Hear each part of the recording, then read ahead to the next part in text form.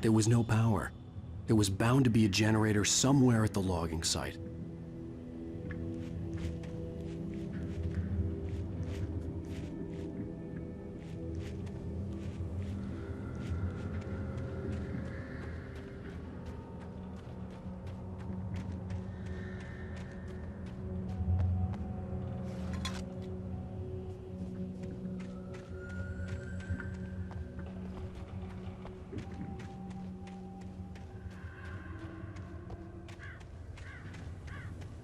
With all this forestry equipment around, there had to be something I could use to reach the top.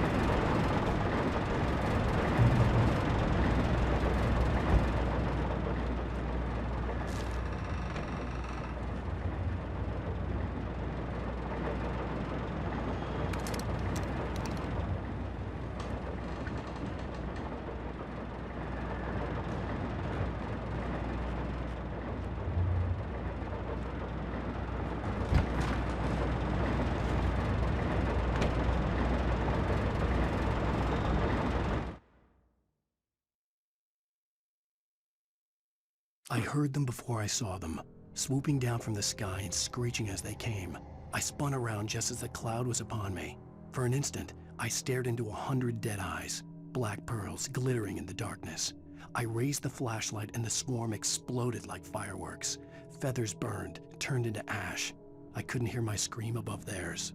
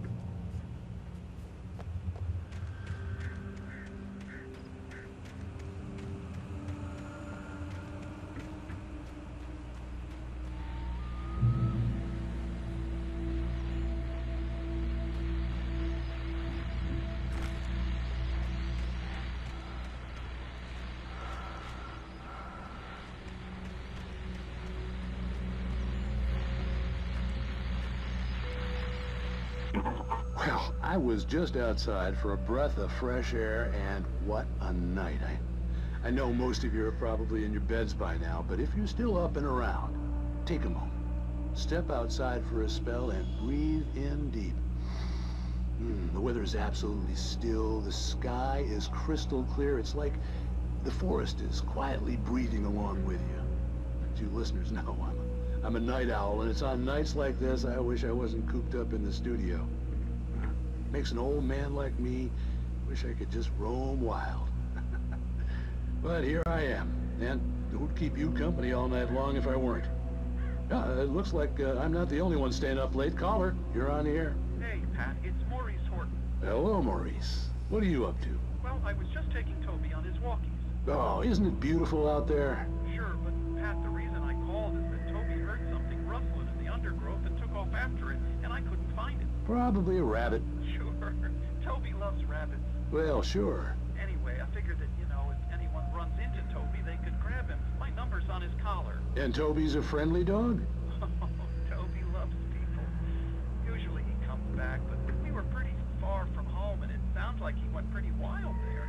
Great dog, but just too dumb for his own good. Well, Maurice, it's out there now. Hope Toby comes home soon. Yeah, thanks, Pat. You have a good night now.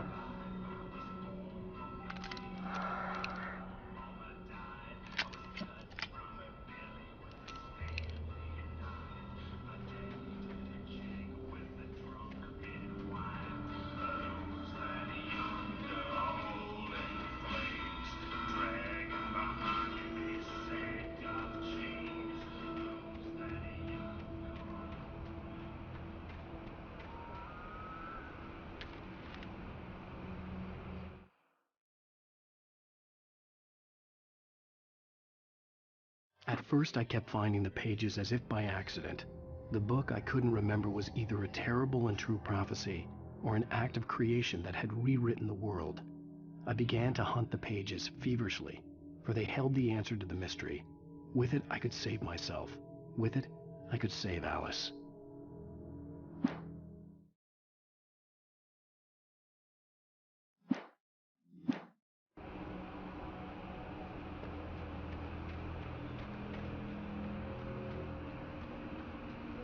The gas station was closer now, its light welcoming in the darkness.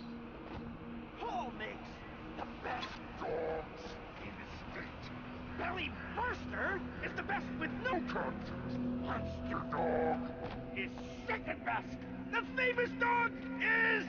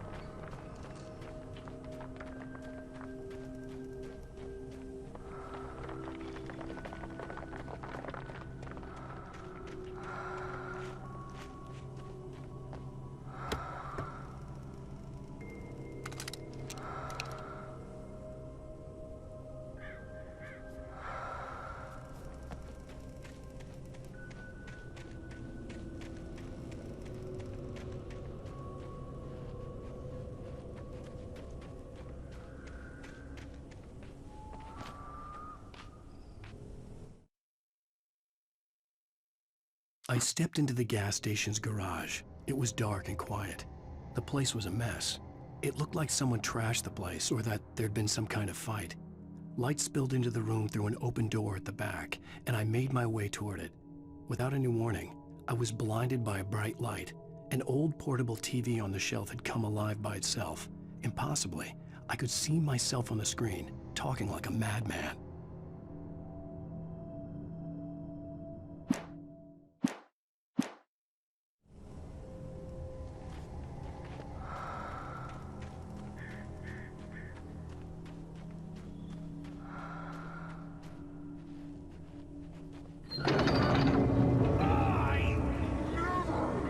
Salad, no. A man like me needs a hefty meal for the day.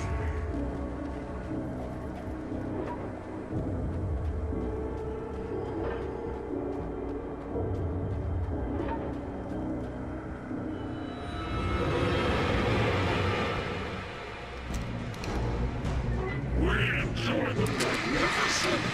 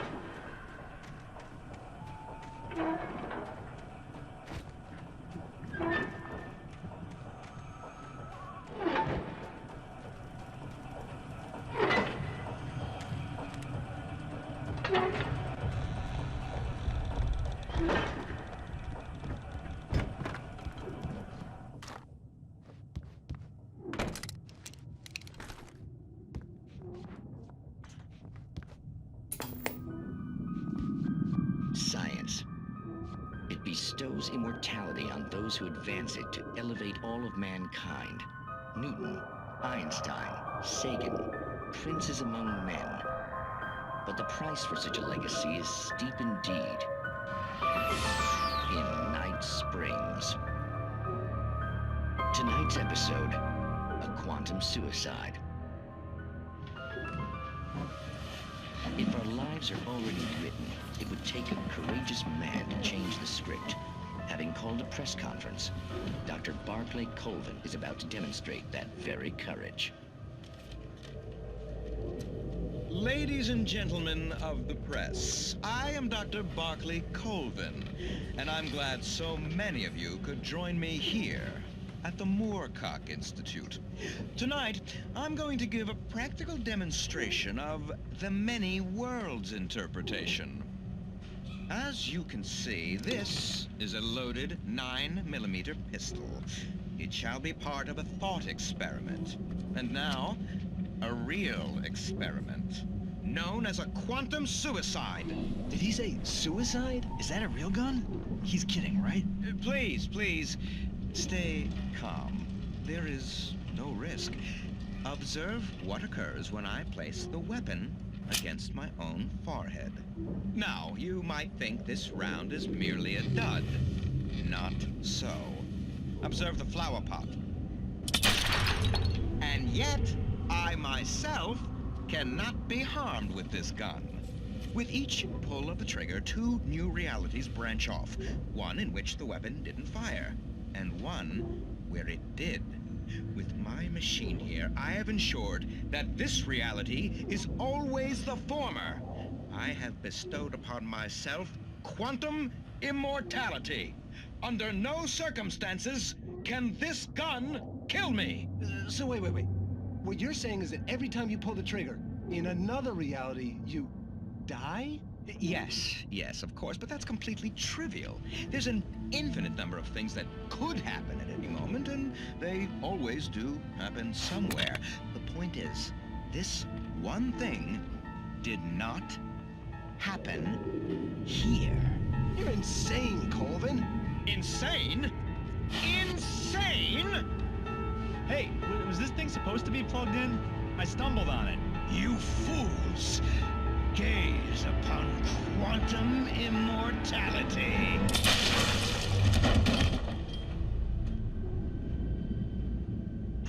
Poor Dr. Colvin, felled by his own hubris or the ignorance of the masses. Perhaps he should have left the crate unopened, the decaying atom unobserved. Curiosity often kills the cat. Night Springs.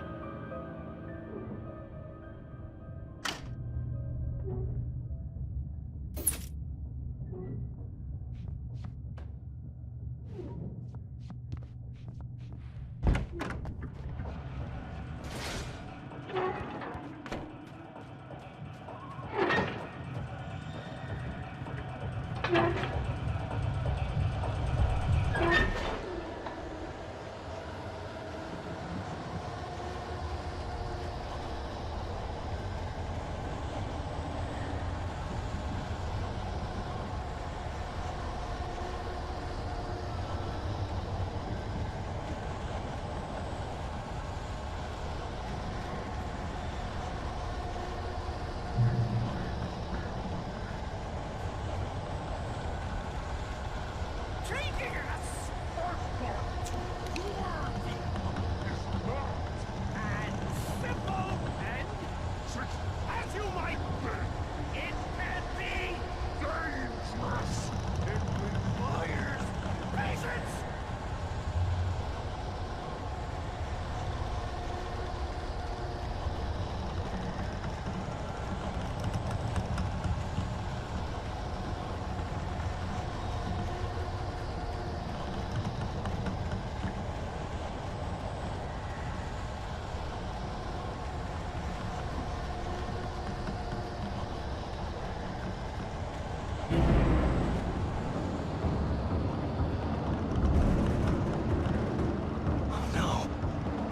Open with the engine block takes having tools to the engine will move it bounce and fatal.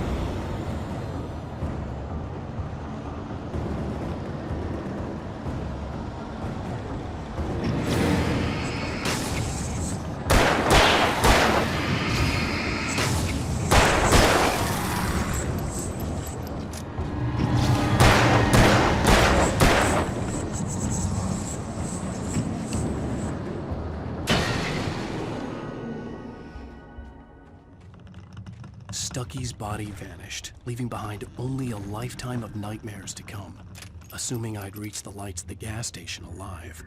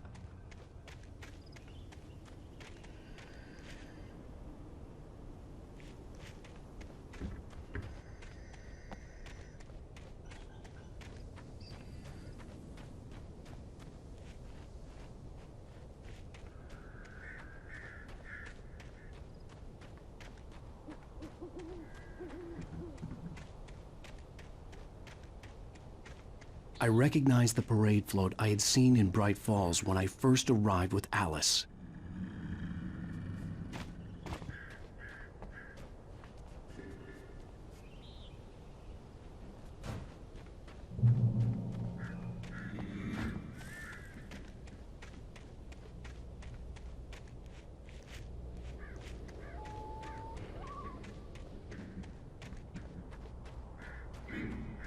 After the insanity I had just experienced in the darkness, the lights of the gas station felt comforting.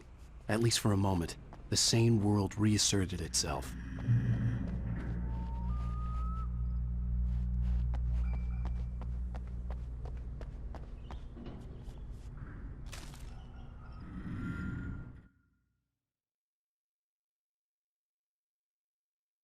Stucky spat on the garage floor and tried to shake the cobwebs from his head. Ever since the couple never showed to pick up the keys, things had been fuzzy. Something, a feeling caught his attention. Stucky looked up and stared as his brain tried in vain to process the horror before him. He stumbled back, knocking over a can of oil. A black pool spread across the floor while he struggled for a brief moment, then let go as the unrelenting darkness engulfed him.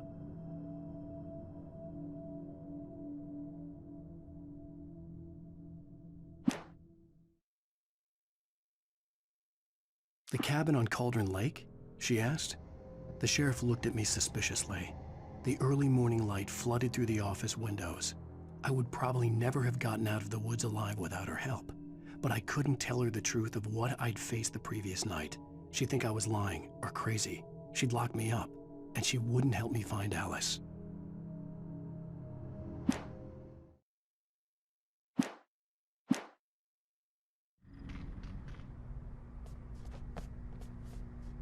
The Deer Fest had been 2 weeks away when we arrived.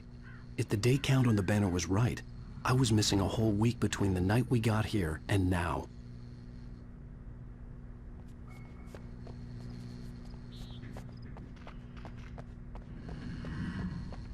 The garage was a mess. It looked like someone had trashed the place, or that there'd been some kind of fight. I'll write. I'll keep writing. Outside, there's only darkness. Outside the cabin, outside the story, there's only darkness. I can feel her presence in the dark. Just now, I could smell her perfume in the room. I'll reach her, I'll fix it up. I'll bring her back. The story will come true. If I stop, she's lost. I don't believe this. It'd been me on the TV, talking crazy. Was I losing my mind?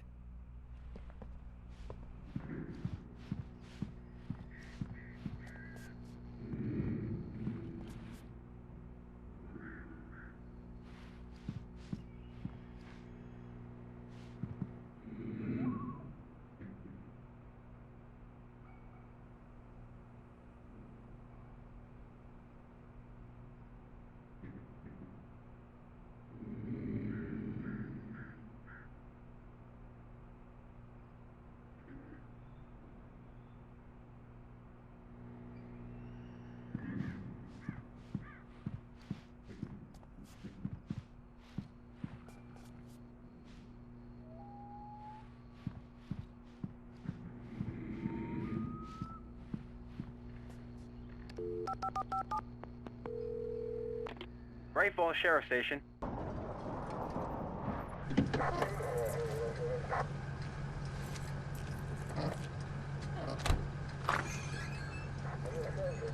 Oh, thank God, Sheriff. Sheriff Sarah Breaker. You are... I'm Alan Wake. But listen, I was in a car crash. My wife, Alice, she's missing. Calm down, Mr. Wake. We were staying in a cabin on the island, on Cauldron Lake. There's no island on Cauldron Lake. Not since the big eruption in the 70s. Please, I can take you there, okay? You look like you've taken a pretty bad knock to the head. Are you okay? Listen. We'll figure this out. Please get in the car. We'll swing by the lake and then we'll go to the station, okay? Mr. Wake, have you seen Stucky, the guy who owns this place? I realized I couldn't tell her what had happened in the forest. She wouldn't have believed me. And then she wouldn't have helped me with Alice.